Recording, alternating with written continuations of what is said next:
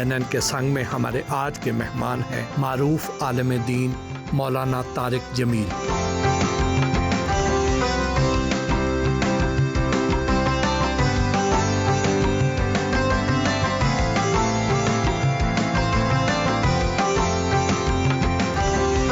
ان سے ملاقات کے لیے ان کے آبائی علاقے تلمبا پہنچے تو انہوں نے ہمارا پرتپاک استقبال کیا۔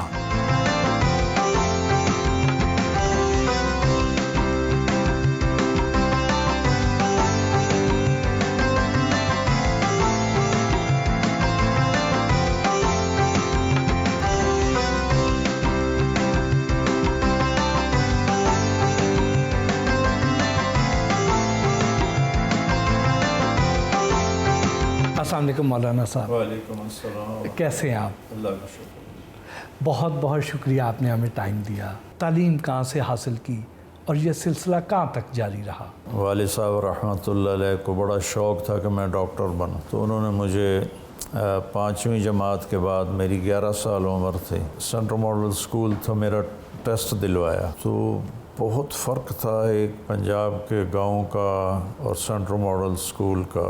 اس وقت 3 اسکول ٹاپ پر تھے، سینٹرل ماڈل، ایچیسن اور سینٹ اینتھنی۔ جی یہ 3 اسکول جو تھے یہ ٹاپ آف دی لسٹ تھے، تو اس میں نے کوالیفائی کر لیا۔ مجھے خود سمجھ میں نہیں آیا کہ کیسے ہو گیا، میرا ایڈمیشن ہو گیا۔ میرے والد کی ساری جو ان کا فوکس تھا وہ تھا کہ یہ ڈاکٹر بنے۔ وہاں ہاسٹل لائف تھی اور سب ذمہ داروں کے بچے تھے، کچھ شہری قسم کے بھی تھے جو پڑھاکو تھے۔ جتنے ذمہ داروں کے بچے تھے ان میں شاید ہی کوئی پڑھتا ہو، سب موج میلہ، کھانا پینا۔ شروع سے ہی فن اور فنون سے دلچسپی تھی بائی برتھ۔ میں اپنے پرائمری اسکول میں گلوکار تھا۔ واہ، چھوٹی سی عمر میں گانے سناتا تھا۔ یہ سامنے گاؤں ہے جس میں اسکول ہے۔ اور پھر جب سینٹرل ماڈل اسکول گیا تو وہاں بھی میرا جو شوق تھا وہ فلمیں، گانے سنانا۔ ایک لڑکا تھا سیف گجرانوالے کا، وہ ڈالڈے کے ڈبے پہ طبلہ بجاتا تھا اور میں گانا سناتا تھا، اور سارا ہاسٹل اکٹھا ہوتا تھا۔ باٹی گیٹ سے نا ایک اس وقت رسالہ نیا نکلا تھا، مصور، تو اس کی جو پہلی کاپی تھی وہ مجھے یاد ہے، وہ میں 8 آنے کی خرید کے لایا، اور اس پہ نور جہاں کی تصویر تھی اس کے ٹائٹل پر، تو اس کو میں چھپا کے یا بنیان کے اندر چھپا کے لایا کہ ہمارے جو وارڈن تھے بہت سخت تھے، انہوں نے مجھے بہت مارا ہے، میں نے بہت باعزت پٹائیاں کھائی ہیں شرارتوں کی وجہ سے۔ تو میں سب کو کہتا، آؤ بھائی میری کتاب بھی آ گئی، آؤ پڑھو۔ تو حافظہ میرا اچھا تھا، تو مجھے جب میری عامر خان سے ملاقات ہوئی تو وہ بہت ڈرا ہوا تھا کہ مولوی صاحب آ گئے، پتہ نہیں اب یہ میرے ساتھ کیا کریں گے۔ تو اس کے چہرہ نا سہما تھا، تو میں نے بیٹھتے ہی اس کے ساتھ فلموں کی باتیں شروع کر دی، اور انڈیا کے بالی ووڈ کے بارے میں جب تھوڑی بہت میں نے بات کی تو مجھے اندازہ ہوا کہ میری معلومات اس سے زیادہ ہیں۔ واہ، اس زمانے کے، کیونکہ سارا دن میرا کام ہی یہی ہوتا تھا، تو اور میرا آپ دیکھیں کھلندڑا پن کہ والد صاحب نے ٹیوشن رکھوا کے دی ہوئی تھی کیمسٹری کی، فزکس کی، کہ یہ اچھے نمبر لے، تو میں 50 روپے ہوتا تھا وہ ٹیوشن کا، جی 50 روپے ہلا دینے والی رقم، جی بڑی رقم تھی اس وقت۔ اور میرا حال یہ تھا کہ میرے پاس اتنا سا ریڈیو تھا، اس میں ہیڈ فون لگا کے اس کو جیب میں ڈال لیتا اور اس کی ٹوٹی کان میں لگا لیتا، اوپر سے رومال سے لپیٹ لیتا اور پورا رومال اوپر کر کے میں بیٹھا ہوں ٹیوشن پڑھنے۔ امین صاحب رحمۃ اللہ علیہ میرے کیمسٹری ٹیچر بھی تھے اور ٹیوٹر بھی تھے، وہ مجھے پڑھا رہے ہوتے تھے، میں گانے سن رہا ہوتا۔ یہ میرا تعلیمی سلسلہ تھا، اور کلاس روم میں ناول لے جاتا تھا اور کتابیں کتابوں کا سائز بڑا ہوتا تھا، درسی کتابیں، اور ناول چھوٹے سائز، تو کتاب کے اندر ناول چھپا کے میں وہ پڑھتا رہتا تھا، اور ہر تھوڑی دیر کے بعد ٹیچر کو اسمائل دیتا تھا۔ اس قسم کا میرا براٹ اپ ہوا۔ واہ واہ، پھر نمبر اچھے آئے، میں گورنمنٹ کالج داخل ہو گیا۔ نمبر پھر اچھے کیسے آ گئے؟ نمبر کی بھی بتاتا ہوں۔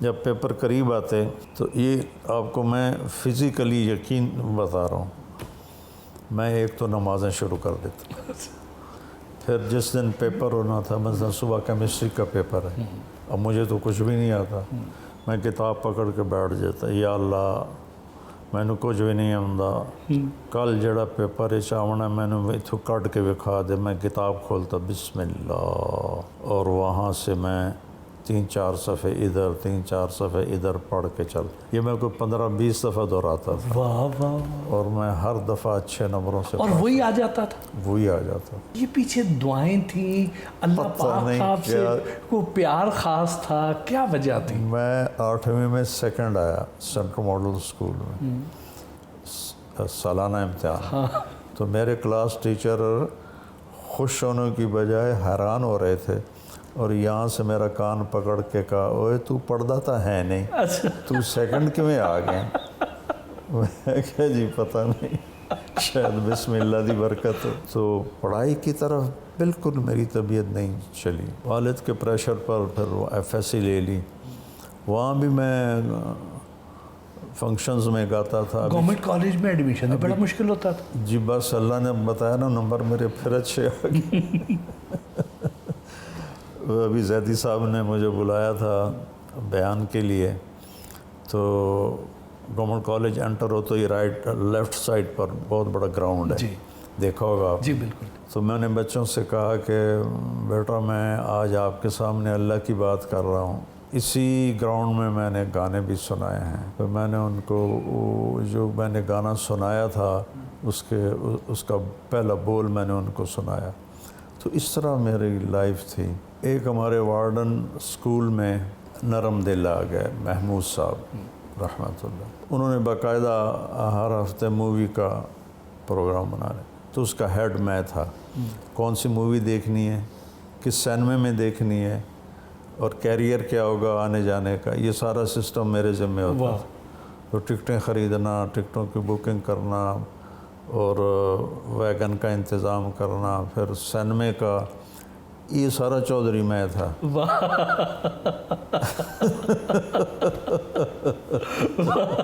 ٹیسٹ تھا سیماہی گورنمنٹ کالج، تو میں رات کو مووی دیکھنے چلا گیا، 9 سے 12 کا جو شو ہوتا تھا۔ اگلے دن پیپر؟ اگلے دن پیپر۔ تو اب گیٹ تو بند ہوں گے، کیا کریں؟ تو مال روڈ لوئر مال پر ایک ہوٹل ہوتا تھا انٹرنیشنل، اب وہ ایسے کھنڈر پڑا ہوا ہے، وہاں میں نے کمرہ لیا اور سو گیا۔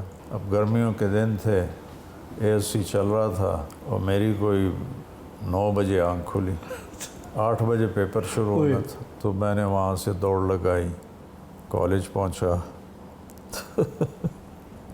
گیٹ پر ایگزامینیشن ہال کے گیٹ پر ایک پروفیسر صاحب کھڑے تھے، جی بیٹا کیسے ہے؟ میں نے کہا جی میرا پیپر ہے۔ آپ جلدی آ گئے، ابھی آپ تشریف لے جائیں، آپ جلدی آ گئے۔ اور مجھے کوئی پرواہ نہیں ہے کہ میرا پیپر مس ہو گیا ہے، میرا آگے پتہ نہیں کیا بنے گا، بالکل مطمئن۔ سنا زمانہ طالب علمی میں آپ کو میوزک میں خاصی دلچسپی تھی، اور خود بھی بہت اچھا گاتے تھے، اس کے علاوہ اور کیا کیا مشاغل تھے؟ میرا ذاتی ارادہ تھا کہ میں سنگر بنوں، تو مجھے گائیکی بہت اچھی آتی تھی، میں بینجو بجاتا تھا، تو میں نے ایران، اس وقت شاہ رضا پہلوی کا زمانہ تھا، جو ایران امریکہ کا منی امریکہ تھا، جی، تو شیراز میں ایک یونیورسٹی تھی جس میں میوزک سکھایا جاتا تھا، وہاں میں نے لیٹر لکھا کہ میں اس طرح آپ کے ہاں، چونکہ پاکستان میں اگر کرتا تو میرے والد بڑے جابر تھے، بہت سخت ذمہ دار تھے، ایسا مارتے تھے، ہمیں رحم آتا تھا نوکروں کو جب وہ غصے ہوتے تھے، تو وہاں سے مجھے جواب آیا کہ آپ ہمارا یہ لیٹر ایران امبیسی کو بھیجیں، اور وہاں سے وہ آپ کے ویزے کا انتظام کریں۔ میں نے وہ لیٹر ایران ایمبیسی کو بھیج دیا، ساتھ اپنی اپلیکیشن بھیج دی۔ وہ آنے والی تھی کہ میرا ایک دوست مجھے ایسے پکڑا اور 3 دن کے لیے لے گیا۔ نہ مجھے تبلیغ کا شوق، نہ مجھے اس کا پتہ، نہ میری کوئی رغبت۔ میں نے تو آپ کو اپنی رغبت بتا دی کہ ٹوائلٹ میں بھی میں ریڈیو لے کے جاتا تھا، گانے سنتا رہتا تھا، اور باتھ روم میں بھی ریڈیو لے کے جاتا تھا، ایسے اوپر روشن دان میں رکھ کے میں گانے سنتا رہتا تھا۔ بس اس 3 دن میں پتہ نہیں مجھے کیا ہوا، میرے رب کی رحمت، آپ جیسے بہترین دوستوں سے ملنا مقدر تھا، ایسے استاد ملنے مقدر تھے۔ طارق جمیل کی زندگی میں وہ کون سا ایسا ٹرننگ پوائنٹ تھا جس نے ان کو مولانا طارق جمیل بنا دیا؟ تو میں نے ایک حدیث سنی کہ جب کوئی غلط آدمی مرتا ہے تو 500 فرشتے عذاب کے آتے ہیں اور اس کی روح کو بہت شدت سے نکالتے ہیں، اور جب کوئی نیک آدمی مرتا ہے تو 500 فرشتے رحمت کے آتے ہیں جو بڑے ویلکم کے ساتھ اس کی روح کو لے کے جاتے ہیں۔ تو میں ایسے چپ کر کے نہ بیٹھ گیا، میں سوچنے لگا کہ اگر ابھی میں مر جاؤں تو کون سے فرشتے آئیں گے۔ میں اپنا انالیسس کرنے لگا، ابھی اللہ کا غیبی نظام ہے، تو مجھے خیال ہے میرے پاس تو عذاب کے فرشتے آئیں گے، تو پھر میں تو برباد ہو گیا، تو مجھے ان کے ساتھ ٹائم لگانا چاہیے، اپنی لائف چینج کرنی چاہیے۔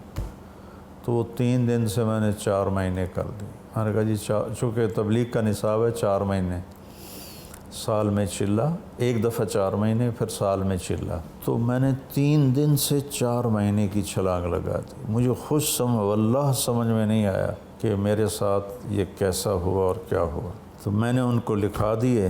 جمعہ کا دن تھا تو ایک گاؤں میں تھے، تو میں باہر نکلا کہ شیو کراؤں، تو نائی کے پاس آدمی بیٹھا ہوا تھا، وہ اس کی شیو کر رہا تھا۔ میں پھر اندر چلا گیا، پھر تھوڑی دیر کے بعد آیا کہ میں آ کے شیو کراؤں، تو پھر ایک اور اس کے سامنے بیٹھا ہوا تھا۔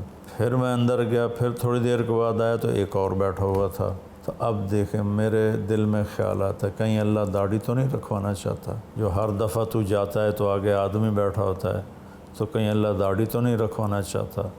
میں نے کہا چلو آج سے داڑھی رکھ لیتے۔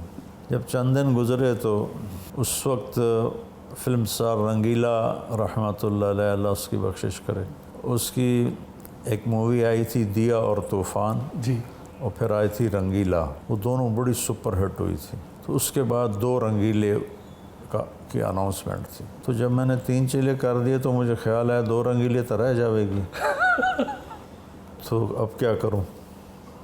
تو چونکہ وہ اس سے اگلے جمعے ریلیز ہونے والی تھی، تو اب میں آیا امیر کے پاس۔ میں نے کہا جی میں تو 3 دن کے لیے آیا تھا اور 4 مہینے کر دیے، میرے پاس کپڑے بھی نہیں، پیسے بھی نہیں، مجھے اب 2 دن کی چھٹی دیں، میں پیسے بھی لے آتا ہوں، کپڑے بھی لے آتا ہوں، اور جی میں تھا کہ جا کے 2 رنگیلے دیکھوں گا۔ وہ چلا جاتا، پھر کس نے واپس آنا تھا۔ اللہ امیر کی بخشش کرے، عبد الرحمن صاحب رحمۃ اللہ علیہ ملتان کے تھے، کہنے لگے میرے پیارے یہ میرا سائز ایک جیسا ہے، کہ مجھ سے کپڑے بھی لے لے اور جتنے پیسے چاہیے پیسے بھی لے لے، تو ابھی جا نہیں تو پیسے تو تھے میرے پاس، میں تو جھوٹ بولا تھا۔ تو میں پھر تھوڑا نرم بھی پڑ گیا تھا، جواز بھی ختم ہو گیا۔ ہاں، تو پھر میں نے 4 مہینے مکمل کی۔ 4 مہینے کے اینڈ میں تھا، میرے 4 مہینے میں ایک رمضان پورا آیا، پیدل سفر بارڈر کی طرف، جو قصور سے آگے تھوڑا سا، اور دیہات تھے جو بارڈر کے قریب لگ جاتے، گنڈا سنگھ والا، انڈیا بارڈر کے قریب لگے، وہاں پیدل سفر تھا 1 مہینے کا۔ اور آپ اندازہ لگائیں 1 مہینہ ہم نے سفر کیا، رائمنڈ سے گئے بھی، وہاں سے واپس بھی آئے، 27 روپے لگے ہمارے 1 مہینے میں، اور وہاں کوئی ہماری ضیافت ایسی نہیں ہوئی، ہمیں خود ہی پکانا پڑتا تھا۔ تو میں نے دعا مانگنی شروع کی، یا اللہ مجھے لیلۃ القدر نصیب فرما، اور میں پیدل سفر کر رہا ہوں، تو میں 5 راتیں تو نہیں جاگ سکتا کہ میں 5 راتوں میں اسے تلاش کروں، جو رات ہو نہ مجھے اٹھا دینا، تیری بڑی مہربانی۔ پہلے روزے سے مانگنا شروع، وہی کام کیا جو آپ کتاب کے ساتھ کرتے تھے۔ تو 21 رمضان تھی، ہم ایک اہل حدیث کے گاؤں میں تھے، رات 12 بجے کسی نے مجھے یہاں سے پکڑ کے اٹھا دیا، ایسے اٹھ فزیکلی یہاں سے یوں کیا. تو سردیاں تھیں بہت، دسمبر کا مہینہ تھا. میں اٹھ کے بیٹھ گیا. میں نے ادھر دیکھا مجھے کس نے اٹھایا ہے؟ کوئی بھی نظر نہیں آ رہا. میں نے گھڑی دیکھی، 12 بج رہے تھے. تو میں نے دوبارہ رضائی اوپر لے لی. ایک دم مجھے کرنٹ لگا کہ آج تو 21 کی رات، یہ تو اللہ نے تجھے اٹھایا. میں نے رضائی ادھر پھینکی اور باہر نکل گیا اور وضو کیا، اور سحری تک میں اللہ سے مانگتا رہا کہ یا اللہ مجھے تو اس کام کے لیے قبول کر لے. جب واپس رائمنڈ چلے تو بس میں بیٹھا، میں سوچ رہا تھا کہ تو ڈاکٹر بن رہا ہے، اور یہ دعا تو نے کیا مانگی ہے کہ اس کام کے لیے قبول کر لے. اگر یہ کام کرے گا تو ڈاکٹری نہیں چلے گی، ڈاکٹر بنے گا تو یہ نہیں چلے گا، تو کیسے ہوگا؟ میں نے کہا اچھا، ہمارے والد صاحب کہا کرتے تھے جب کوئی مسئلہ ایسا تو اچھا او جانے. میں نے کہا اچھا تو جانے، تجھے منظور ہوگا تو کر دے گا. 4 مہینے میں 1 ہفتہ باقی تھا تو مجھے ایک نوجوان ملا، کوثر پشاور کا، اس کا جنرل سٹور تھا. ہم دونوں کی تشکیل مرکز میں تھی، کٹھی خدمت میں. مجھ سے پوچھتا ہے آپ کیا کر رہے ہو؟ میں نے کہا میں نے FSC کیا ہے، میں نے میڈیکل میں داخلہ لینا ہے. کہنے لگے تم عالم بن جاؤ. میں نے کہا بہت لینتھی اور مشکل سفر ہے، معذرت چاہتا ہوں. کہنے لگا تمہارے والد کیا کرتے ہیں؟ میں نے کہا ذمہ دار ہیں. کہنے لگا پھر ڈاکٹر بننے کے یہی مطلب ہے کہ پہلے بھی پیسے ہیں، کچھ پیسے اور آ جائیں گے، اس سے زیادہ کیا کرو؟ تو اس نے میری وکٹ اڑا دی. چونکہ مجھے جتنی دفعہ بھی ڈاکٹر بننے کے لیے کہا گیا تو 2 باتیں، تینوں ڈاکٹر بنانا ہے، بڑا پیسہ، بڑی عزت. میری یادداشت اچھی ہے، اب بھی اچھی ہے. مجھے یاد نہیں کہ مجھے کبھی میری ماں نے، باپ نے، چاچے نے کہا ہو کہ مریضوں کی خدمت کرے گا، ان کی دعا لے گا اور ان کی تو خیر خواہی کرے گا، اللہ راضی ہوگا. نیور. بڑا پیسہ ہے، بڑی عزت. تلمبے میں ایک غریب فیملی تھی، اس میں ایک ڈاکٹر بن گیا تھا، اور ڈاکٹر بن کے وہ پیتھالوجسٹ تھا، ڈاکٹر معین رحمۃ اللہ علیہ. وہ نشتر ملتان میں تھے. تو مجھے کہتے ویکھے ہی ڈاکٹر معین، ابا جی کہتے ویکھے ہی ڈاکٹر معین کہ میں غریب جی آئی آج کیڈی ہوتی عزت ہے، کیڈا نہ ہے، انہیں تیرا بھی نہ بن جس. تو جب اس نے مجھے کہا کہ پہلے بھی پیسے ہیں، کچھ اور آ جائیں گے، میں نے کہا یہ بات تو صحیح کر رہا ہے، اور ایک دفعہ زندگی میں دنیا میں آئے ہیں، پھر آنا نہیں، تو کیوں نہ میں یہی کروں جو یہ کہہ رہا ہے. بھائی یہ جی وہ بندہ میرا ٹرننگ پوائنٹ بنا، ورنہ میرا کوئی ارادہ نہیں تھا علم کی لائن میں آنے کا. تو پھر میں رائمنڈ میں گیا جو مجھے داخل کر لیں. تو انہوں نے کہا والدین کو راضی کرو. مجھے پتہ تھا والد تو ناراض ہیں.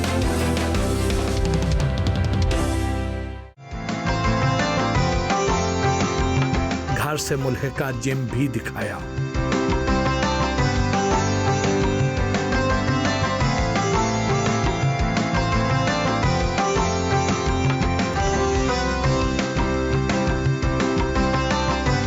ان سے ان 4 مہینوں میں رابطہ ہوا نہیں ہوا؟ کیسے آپ نے انہیں قائل کیا؟ انہیں 4 مہینوں میں کے بعد کی بات ہوئی ہے. تو انہوں نے کہا کہ ہماری شرط ہے والدین کو راضی کرو. میں نے کہا وہ تو راضی نہیں ہوں گے.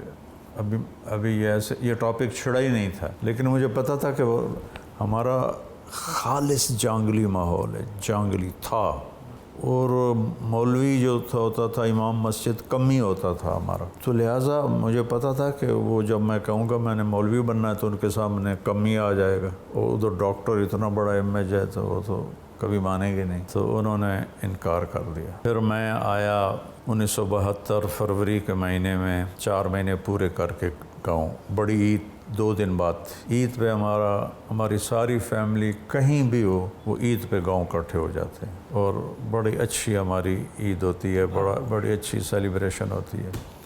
پوری فیملی، بچے بچیاں، مرد عورت، چھوٹے بڑے سب اکٹھے ہوتے ہیں. اس میں میں نے بم پھوڑ دیا. میں نے کہا میں نے مولوی بننا ہے. یا اللہ یا اللہ. ایک طوفان اٹھا، جیسے پانی میں کوئی بہت بڑا پتھر پھینکا جائے تو اسے اٹھتے ہیں، اس کے دور دور تک اس کی لہریں.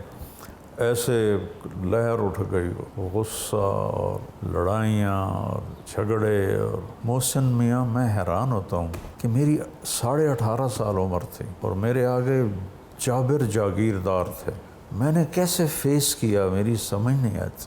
باپ کو، تائے کو، چاچوں کو، عزیزوں کو، رشتہ داروں کو، پھر ابا جی کے دوستوں کو، وہ سارے اتنی ہائی پرسنالٹی کے لوگ، اور میں 18.5 سال اور 50 کلو میرا وزن تھا ٹوٹل. کس طرح میں اپنے مسجد کے ساتھ ایک بلڈنگ دیکھی.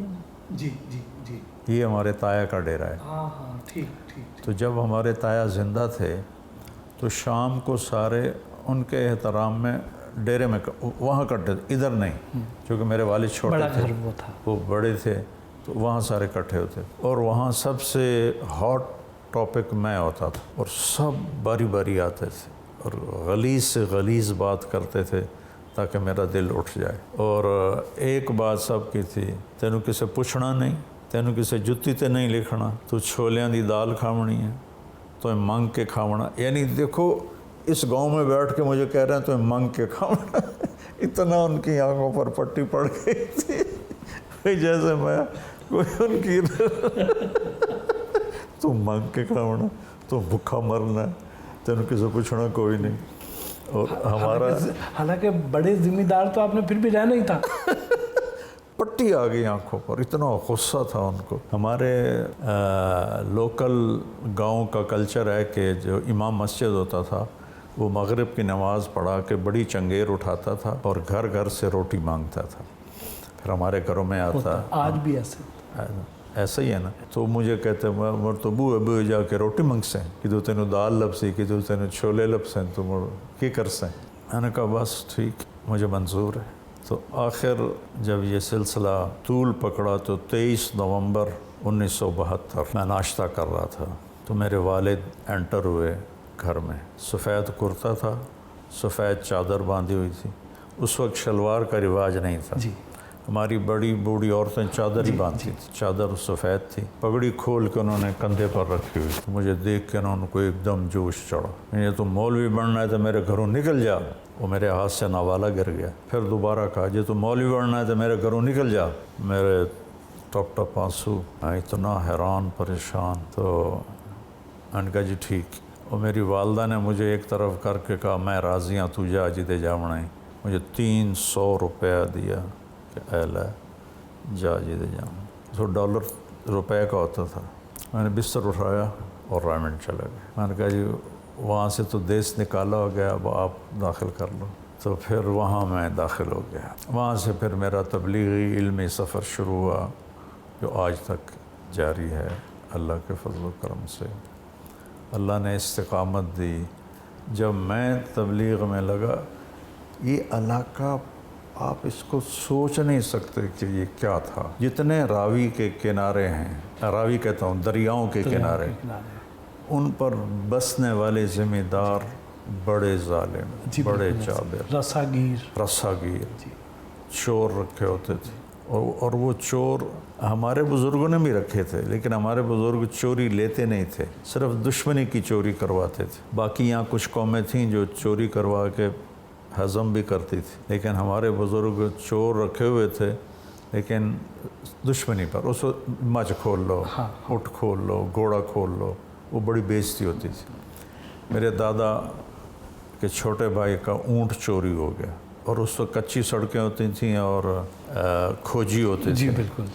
میرے دادا رحمۃ اللہ علیہ بہت بڑا نام تھا ان کا پورے ضلع میں، میاں عنایت علی. وہ یہاں سے کھوجی کو لے کے چلے اور چلتے چلتے چلتے چلتے ڈیرہ غازی خان اور اس سے آگے چوٹی تک اس ڈیرے پہ پہنچے جہاں وہ اونٹ بندھا کھڑا تھا. تو وہاں جو بلوچ بیٹھا تھا زمیندار، ان کے پاس ان سے کہا جی ہم اس طرح ہم آئے ہیں، یہ اونٹ ہمارا ہے، ہمیں واپس کر دیں. وہ کہنے لگا میں نے پتہ ہے یہ چوری دا ہے، پر میں آج تک کدی چوری واپس نہیں کی تھی، جاؤ بھاج جاؤ. تو وہ میرے دادا چپ ہو گئے. نوجوان تھے اس وقت. وہ تھوڑی دیر بعد کہتا کتھوں آئے ہو؟ میرے دادا نے کہا تلمبا سے آئے. وہ کہنے لگا میاں گانے نو جاننا ہے؟ میرے دادا نے کہا میاں گانے دا میں پتر ہاں. اس نے کہا اچھا. کھڑا ہو گیا، اس کو ملا. کہا تیرے پیو دا تو میرے تے احسان ہے، ایک اٹھ بھی لے جا تو ایک میری طرف تحفہ بھی لے جا۔ 2 اونٹ دیے اس نے کہا کی احسان ہے؟ اس نے کہا میں نے تلمبہ پولیس نے پکڑ لیا، تھانے ڈک دیتا۔ میں سپاہیاں کو پوچھا بھئی تھانے کہندی چل دی؟ تو انہاں کہا میاں گانے دی چل دی۔ تو میں کسی سپاہی دے محنت ترلا کر کے تو انہوں میں کہا میاں گانے نو آ کے پردیسی تینوں ملدا ہے۔ میرے وہ پردادا تھے، بہت بڑا نام تھا ان کا، تو وہ تشریف لے گئے گھوڑے پر، تو کہنے لگے میں تیرے پیو نو آکھیا میں چور تو ہاں اور تیرے علاقے دا نہیں ہاں، اتھے میں کوئی چوری نہیں کی تھی۔ تو میرے پردادا نے کہا تھانے دار سے اس کو چھوڑ دو، تو اے تیرے پیو میں نے چھڑایا ہے، اپنا بھی لے جا ایک میرا بھی لے جا۔ تو یہ کلچر تھا ہمارا۔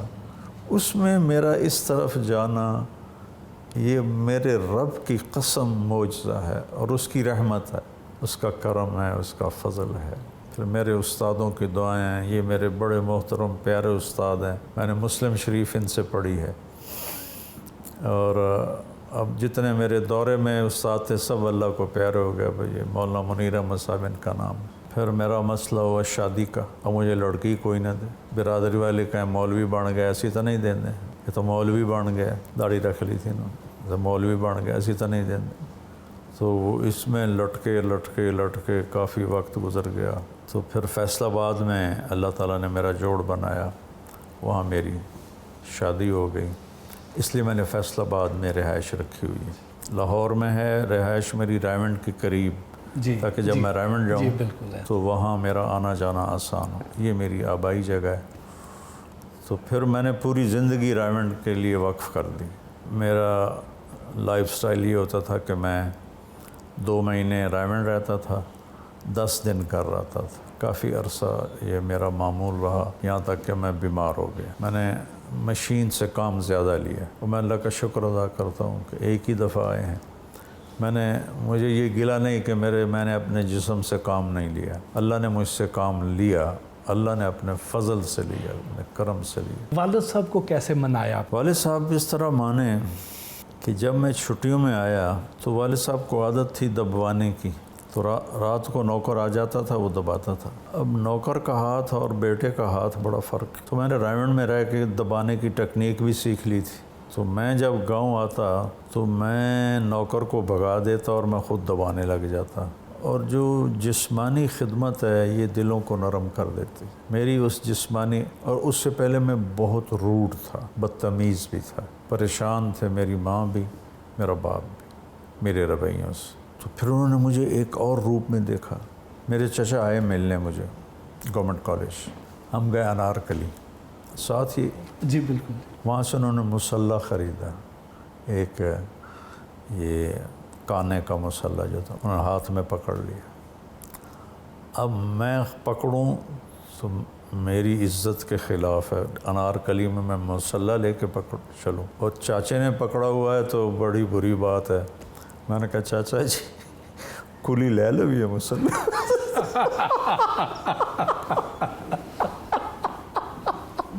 کہنے لگے نہیں پوتر میں آپ پہ نہ پلیسا، میں کہا ہوں ٹھیک۔ بس پھر یہ محسن میاں یہ تو کبھی سوچا بھی نہیں تھا کہ اس طرح میرا نام ہوگا، یہ اس مالک کی کرم نوازی۔ جب آپ کو اللہ پاک نے اتنی عزت سے، نیک نامی سے نوازا، تو آپ کے والد صاحب حیات تھے، انہوں نے آپ کا یہ عروج دیکھا؟ انہوں نے ابتدا دیکھی تھی، اور ایک مجھے والد کی دعا بھی ہے، ان میرے استادوں کی دعائیں بھی ہیں۔ میں جب ان کی خدمت کرتا، تیل لگاتا، تو وہ ایک بات اتنی کثرت سے کر گئے کہ مجھے یقین تھا کہ یہ ہوگا، کہ میرا پوتر میری آنکھیاں کوئی نہیں ویکھنا، پر تو ویکھی ایک دن اللہ تینوں بڑی عزت دے ویک۔ والدہ کا ساتھ کتنا عرصہ؟ 2001 میں والدہ فوت ہوئی۔ انہوں نے تو پھر بہت دیکھا۔ ہاں، بہت صبر والی بات، کتنی خوش ہوتی ہوں گی وہ؟ بہت خوش ہوتی تھی۔ بچپن میں کس کے زیادہ قریب تھے، والد کے یا والدہ کے؟ دونوں سے دور تھا۔ یہ وجہ بھی ہوئی کہ 11 سال کی عمر میں ہاسٹل چلا گیا، جو ٹائم والدین سے کنیکشن کا ہوتا ہے نا، وہ میرا بریک ہو گیا۔ تو میرے بھائی کو جس طرح ماں سے پیار تھا مجھے نہیں ہوا، نہ باپ سے ہوا نہ ماں سے ہوا. لیکن میں عقلی طور پر دین پڑھ کے سمجھا کہ ماں باپ کا مقام ہے، لا تقل لہما اف، ان کے آگے اف بھی نہ کرو. اس پہ میں نے عمل کیا، لیکن میری دلی محبت ان کے لیے جاگی نہیں کہ جس عمر میں میری محبت نے باؤنڈنگ پکڑنی تھی میں ہاسٹل میں چلا گیا. 3 سال میں روتا رہا گھر کی یاد میں. پھر میرا دل سخت ہو گیا. پھر ہوٹل شروع ہو گئے، انٹر کانٹیننٹل بن گیا. جب پیسے ہوتے تھے تو ایک انڈس ہوٹل ہوتا تھا، بڑا زبردست ہوٹل تھا اسٹوڈنٹس کے لیے. وہاں جا کے گانے سنتے، کافی پیتے، چائے پیتے. جب پیسے ختم ہو جاتے تو داتا دربار چلے جاتے.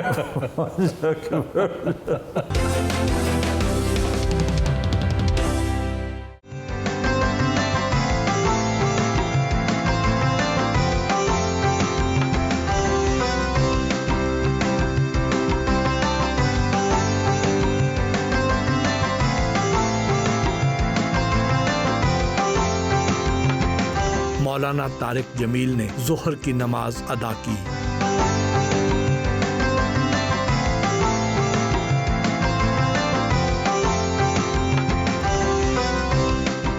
بچپن کی کوئی شرارت یا کوئی واقعہ جو اب بھی یاد ہو؟ بچپن سے میرا کو دماغ میں کیڑا تھا. 6 سال کی عمر میں نے سگریٹ پینے شروع کر دی، اور میری ماں کو، میری خالہ کو پتہ چلا تو وہ روکتی رہی، میں کوئی نہیں روکا. تو ایک دن ماں نے پکڑ کے بٹھا کے نا ایسے میرا منہ کھولا، اور میری خالہ نے چمٹے میں انگارہ ڈال کے نا، پاواں تیرے منہ میں پیویں گا سگریٹ، پاواں تیرے منہ میں پیویں گا سگریٹ. او میں نہیں پیندا، میں نہیں پیندا. اب ذہن سازی کیے بغیر تو انسان چلتا نہیں. میں نے چھپ کے پھر شروع کر دیے. ایک جگہ میں چھپ کے پی رہا تھا تو میرے چھوٹے بھائی نے دیکھ لی. وہ بیچارہ ہوگا کوئی 4.5 سال کا. میں کہا تلی، ڈاکٹر طاہر کمال بہت نام ہے اب ماشاءاللہ. تو اس کو ابا جی تلی کہتے. میں کہا تلی ہو رہا. وہ آیا، میں نے سگریٹ اس کے منہ میں ڈالا. میں کہا شریک جرم کر دی. میں نے کہا یہ میری شکایت نہیں کرے گا. کون سے گانے پہ سب سے زیادہ داد ملا کرتی تھی آپ کو؟ وہ تھا فلم آوارہ کا، لتا کی آواز میں نرگس پر فلمایا گیا تھا، اور فلم آوارہ پر 12 لاکھ روپے خرچ ہوئے. 8 لاکھ اس ایک گانے پہ خرچ ہوئے. گھر آیا میرا پردیسی، پیاس بجھی میری اکھیاں. واقعی اس پر مجھے بڑی داد ملتی تھی. اور میں کالج کی فنکشن میں جب گاتا تھا، ہر لڑکا ایک دفعہ گاتا تھا، مجھے 2 دفعہ بلاتے تھے. ایک دفعہ میں اپنی باری پہ، ایک دفعہ جب مجلس ختم ہونے لگتی تو کہتے دوبارہ، پھر میں دوبارہ آتا تھا. جب آپ اصغر زیدی صاحب نے آپ کو بلایا، اس دن آپ نے وہ جو اسٹوڈنٹس کو وہ کون سا گانا بتایا کہ میں یہاں پہ لان میں گایا کرتا تھا؟ وہ تھا طلعت محمود کا جلتے ہیں جس کے لیے تیری آنکھوں کے دیے، ڈھونڈ لایا ہوں وہ گیت میں تیرے لیے. یہ سنیل دت پر پکچرائز ہوا تھا، اور اس کے سامنے ہیروئن تھی نوتن، تو وہ میں نے ان کو سنایا تھا. آپ کی آواز کس سے زیادہ ملتی؟ کشور سے، محمد رفیع سے، طلعت محمود سے؟ میری آواز اپنی تھی. اپنی تھی. اللہ نے مجھے اچھا گلا دیا تھا، اور میں شکر ادا کرتا ہوں کہ اچھی جگہ لگ گیا. جنید جمشید ایک دفعہ میرے سامنے اتنا رویا کہ میں بھی رونے لگا. اس کی یہ داڑھی ساری اس کے منہ کی رالوں سے گندی ہو گئی، گیلی نہیں ہوئی، گندی ہو گئی، اور یہ ساری رالیں، اور وہ ایسے تڑپتا تھا، ایسے اور روتا تھا کہ مولانا آپ کو نہیں پتہ آپ نے مجھے کہاں سے نکالا، آپ کو نہیں پتہ آپ نے مجھے کہاں سے نکالا. تو میں اس مالک کا شکر گزار ہوں، اللہ نے مجھے اچھی آواز دی، اس کو اپنے لیے استعمال کر لیا، اپنے نبی کے لیے استعمال کر لیا. آپ کو جتنی زیادہ دنیا بھر میں عزت ملتی ہے، اور آپ کہیں پر بھی دنیا میں قیام کر سکتے ہیں، 5 سٹار ریزیڈنس تو معمولی بات ہے، 7 سٹار کلاس کی رہائش آپ کو ہر جگہ پہ مل سکتی ہے. لیکن اس کے باوجود آپ ادھر اپنے علاقے میں تلمبے میں ہی کیوں وقت دیتے ہیں؟ یہاں کیوں رہتے ہیں؟ یہاں رہنا کیوں پسند کرتے ہیں؟ پچھلے کئی 100 سال سے میرے بزرگوں کی قبریں یہاں ہیں، تو میرا خمیر یہیں سے اٹھا ہے، تو یہاں میرے صدیوں کی تاریخ ہے۔ یہاں کئی قومیں آباد ہیں، لیکن سب سے پرانی قوم ہم ہیں۔ تلمبا میں ہماری حکومت تھی شیر شاہ سوری کے زمانے میں۔ شیر شاہ سوری کے زمانے شیر شاہ سوری کے زمانے میں تلمبا پہ ہم راجپوت چوہان ہیں، اور ہمارے جو خاندان کا سلسلہ ہے وہ پرتھوی راج تک جاتا ہے۔ پرتھوی راج کا ایک بیٹا تھا رام دیو راؤ، وہ مسلمان ہوا تھا خواجہ معین الدین اجمیری رحمۃ اللہ علیہ کا۔ جب پرتھوی راج کی حکومت ٹوٹ گئی، سب سے لمبی حکومت ہندوستان پہ چوہانوں نے کی ہے، نہ مسلمانوں نے، نہ سکھوں نے، نہ بدھ نے۔ سب سے لمبا پیریڈ، سب سے لمبا پیریڈ مغلوں کا 300 سال ہے، لیکن چوہانوں نے 600 سال حکومت کی کنٹینیوٹی کے ساتھ۔ پرتھوی راج چوہان، اور آخری جو تھا وہ تھا پرتھوی راج، جس کو شہاب الدین غوری نے شکست دی، اور وہ پورے ہندوستان کا بڑا راجہ تھا۔ اس کا ایک بیٹا تھا رام دیو، وہ مسلمان ہوا، اس سے ہماری نسل ہے۔ تو اللہ کا نے فضل فرمایا، کتنے چوہان ہیں وہ اب بھی ہندو ہیں۔ میں دلی میں تھا تو ایک ہوٹل پہ کھانا کھانے گیا، تو میرے ساتھ کچھ اور بھی تھے، تو میں نے کہا چلو یہاں کوئی چاول وغیرہ منگا لیتے ہیں، کھانا کھا لیں۔ تو ٹیبل پر ایک اور آدمی بیٹھا ہوا تھا، مزدور غریب۔ میں نے نام پوچھا، میں نے نام بتایا، کہنے لگا میں نے پوچھا آپ کی کاسٹ کیا ہے؟ کہا جی میں چوہان ہوں۔ میں نے کہا، میں نے ویٹر کو بلایا، میں نے کہا اگر آرڈر کینسل کرو اور مسلم ران لے آؤ بھنی ہوئی۔ میں نے کہا آپ میرے مہمان ہیں۔ پھر میں نے اس کے اعزاز میں مسلم ران منگوائی، پھر ہم سب نے کھایا۔ تو اللہ نے ہمیں ایک اچھے ماضی، اللہ نے ہم اس علاقے میں، یہ سب قومیں بعد میں ہمارے آئیں۔ میں نے آپ کو پہلے بتایا تھا کہ میں نے تلمبے کا نقشہ نکلوایا ضلع کونسل ملتان سے بہت تگ و دو کے بعد، تو یا تلمبا کی آبادی نظر آتی یا حسین پور آڑی والا۔ حسین پور آڑی والا ہمارا پرانا گاؤں، اس کا نام ہے رئیس آباد۔ میرے تایا کے سب سے بڑے بیٹے کا نام رئیس تھا، اس کے نام پر، اور وہ ہے حسین پور آڑی والا۔ حسین اور مراد دو بھائی تھے،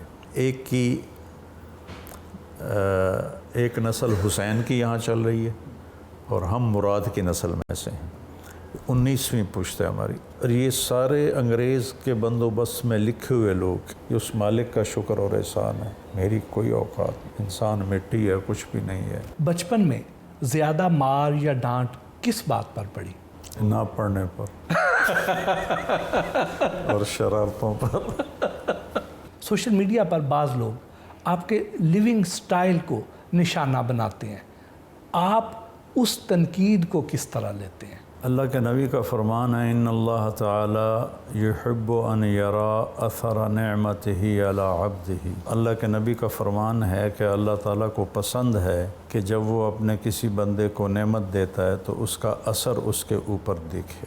ایک صحابی آئے، کپڑے کوئی مناسب نہیں تھے، آپ نے فرمایا غریب ہو گئے ہو؟ کہا یہ نہیں، اللہ کا فضل ہے، کہ جاؤ کپڑے بدل کے آؤ۔ حضرت علی کے پاس ایک اونٹ تھا، اس کا نام تھا عسیفیر، وہ 20 اونٹوں کے بدلے میں آپ نے بیچا۔ تو اتنی اعلیٰ سواری تھی کہ 20 اونٹوں کے بدلے میں اسے آپ نے بیچا۔ اللہ کے نبی کا ایک گھوڑا تھا، اس کا نام تھا ورد، گلاب کا پھول۔ وہ گھوڑوں میں اتنا نمایاں نظر آتا تھا جیسے پھولوں میں گلاب کا پھول نظر آتا ہے۔ اور ایک گھوڑے کا نام تھا سکب، سکب کہتے ہیں بہنے کو۔ وہ اتنا تیز دوڑتا تھا، اتنی لمبی چھلانگ لگاتا تھا کہ زمین کے ساتھ اس کا پیٹ مل جاتا تھا، قریب ہو جاتا تھا، تو ایسے لگتا تھا جیسے بہہ رہا ہے۔ اور ایک گھوڑے کا نام تھا سبحہ، سبحہ کہتے ہیں اڑنے کو۔ وہ اتنی تیز رفتار سے دوڑتا تھا کہ جیسے ہوا میں اڑ رہا ہو۔ یہ ساری عمدہ سواریاں میرے نبی کے پاس تھیں۔ ہمارے بر صغیر میں دین کی صرف فقر والی شکل ہے. تو اگر اللہ نے مجھے دیا ہے تو اللہ پسند کرتا ہے کہ میں اس کو استعمال کروں. اور مجھے کوئی دیکھے گا غریب آدمی تو وہ مجھ سے مانگنے میں اس کو سہولت ہوگی کہ بھائی بندہ چنگا ہے. تو یہ تو یعنی دین میں غربت کے سوا کوئی ماڈل ہی کوئی نہیں. کیسی واہیات بات کرتے ہیں. بادشاہ صحابہ سے بڑا اللہ کا ولی کون ہوگا اور اللہ کا بڑا پیارا کون ہوگا. بادشاہتیں کی، روم و فارس کی حکومت کو مطلب فتح کیا. تو یہ ایک بہت غلط تصور بن گیا ہے کہ جو دین پہ چلتا ہے پھر وہ تو بھوکا مرتا ہے، وہ تو پیوند لگے کپڑے پہنتا ہے، وہ سائیکل پہ چلتا ہے. اگر مجھے اللہ نے دیا، میں رزق حلال سے، یہ ڈیرا میں نے اتنا بڑا کیوں بنایا ہے؟ اس لیے نہیں کہ میں کوئی بڑا بندہ نظر آؤں. مہمان آتے ہیں، رات کو رہنے والے ہوتے ہیں، مسافر ہوتے ہیں. روزانہ 150 آدمی یہاں کھانا کھاتا ہے. میں ہوں یا نہ ہوں، میری حاضری اور غیر حاضری میں برابر ہے مہمانوں کی آمد. حضرت عثمان غنی، ان کو اللہ نے کتنا نوازا ہوا تھا، اور وہ اگر پاس ہو تو ہی بندہ آگے بانٹ بھی سکتا ہے. اپنی بیگم کے لیے 300 دینار کی چادر خریدی. 300 دینار بنتا ہے، اللہ آپ کا بھلا کرے، 300 کو 40,000 سے ضرب دیں تو یہ کوئی 12 لاکھ روپیہ بنتا ہے. 12 لاکھ روپے کی چادر خرید کر فرمایا کہ پتہ نہیں اب نائلہ کو پسند بھی آتی ہے کہ نہیں. نائلہ ان کی آخری بیوی تھی جو شہادت کے وقت بھی پاس تھی. تو یہ سب صحابہ کی زندگی ہے، پڑھتے تو ہیں نہیں. مولانا صاحب، اتنے تنازعات، الزامات اور تنقید کے باوجود بھی آپ اتنا پرسکون کیسے رہ لیتے ہیں؟ اس لیے کہ میں اللہ کی سنت کو جانتا ہوں کہ وَلَا تَسْمَعُنَّ مِنَ الَّذِينَ أُوتُوا الْكِتَابَ وَالَّذِينَ أَشْرَكُوا أَذًى كَثِيرًا، کہ تمہیں لوگوں کی باتیں سننی پڑیں گی. قرآن میں اللہ نے کہا کہ لوگوں کی باتیں سننی پڑیں گی. یہ ایک مستقل چیپٹر ہے. میں نے کمپرومائز کر لیا ہے کہ لوگ کہیں گے، میری تعریف بھی تو ہوتی ہے. ہمارے ملک میں یہ کیوں ایسے ہوتا ہے؟ ایک تصور ایک عام ہے کہ ایک عالم دین کو یا مذہبی اسکالر کو صرف دین کی بات ہی کرنی چاہیے، کوئی اور کاروبار نہیں کرنا چاہیے. یہ بھی بہت بڑی احمقانہ بات. ابو بکر سے بڑا عالم کون ہوگا؟ خلیفہ بنے اور اگلے دن چادریں اٹھا کے بازار جا رہے تھے. حضرت عمر نے پوچھا کدھر جا رہے ہو؟ کہا یہ کپڑا بیچنے جا رہا ہوں. کپڑے کے تاجر تھے نا. کپڑا بیچنے جا رہا ہوں. کہا تو یہ خلافت کا کون سنبھالے گا؟ کہا تو میں بچوں کو کہاں سے کھلاؤں؟ یہ لوگ پڑھتے ہی نہیں، ان کو پتہ ہی کوئی نہیں ہے کہ دین ہے کیا. دین تو پوری انسانیت کے لیے، صرف غریبوں کا تو نہیں. آپ نے اپنے کپڑوں کا ایک برانڈ شروع کیا، کیا اس کے علاوہ بھی آپ کے کوئی اور بزنس ہیں؟ یہ بزنس تو ہے ہی نہیں. یہ میں نے شروع کیا ہے کہ اس سے جو کمائی ہوگی وہ میں مدرسوں پہ لگاؤں گا. اب مجھے 70 سال کی عمر میں کاروبار کی کوئی ضرورت نہیں. لوگوں نے تو آپ کی ہاؤسنگ سوسائٹیاں بھی نکال دی. 49 ارب بھی تو نکال دی. ایسی خبریں کون پھیلاتا ہے؟ یہ سوشل میڈیا والے ہیں. اور اس میں چونکہ ہماری قوم کا مزاج بہت ہی بگڑا ہوا ہے، کسی کے بھی پسند کی بات نہ ہو تو وہ پھر تنقید پہ آ جاتا ہے، کیا سے کیا کہنا شروع کر دیتا ہے.